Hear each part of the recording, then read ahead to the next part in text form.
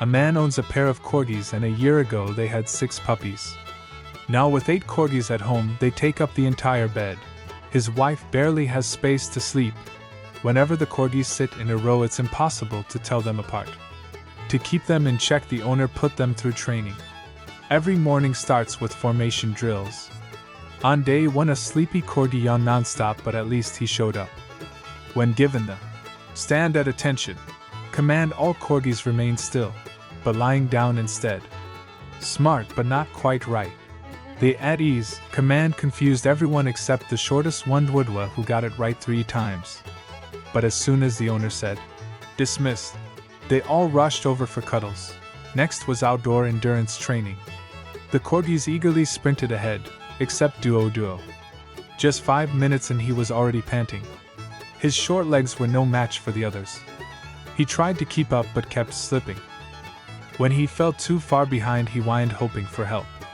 But when no one came, he pouted and headed home alone, arriving drenched after splashing through a stream. When his wife saw him, she asked why he was back early, but Duoduo just stared at her with a sulky face. He couldn't admit his legs were too short, could he? The owner sighed. Duoduo ate the most but refused to exercise. While the other corgis played frisbee, he was off gnawing a stick. After a long day, the owner prepared a hearty meal. But before dinner, he tested their training progress. The sight of a big chicken drumstick turned them into perfect students, except Duoduo, who still looked grumpy.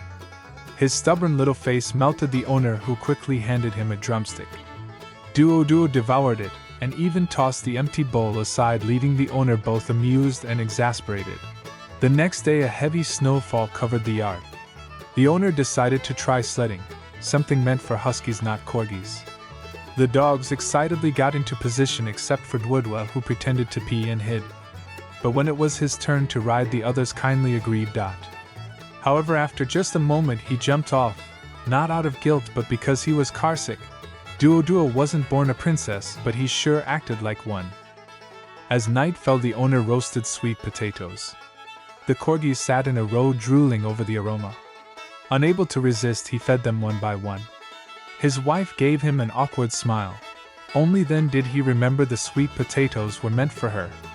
Panicked, he quickly handed her the best one. Despite the chaos, the owner admitted that raising 8 corgis was exhausting, but with them around every day felt like a celebration.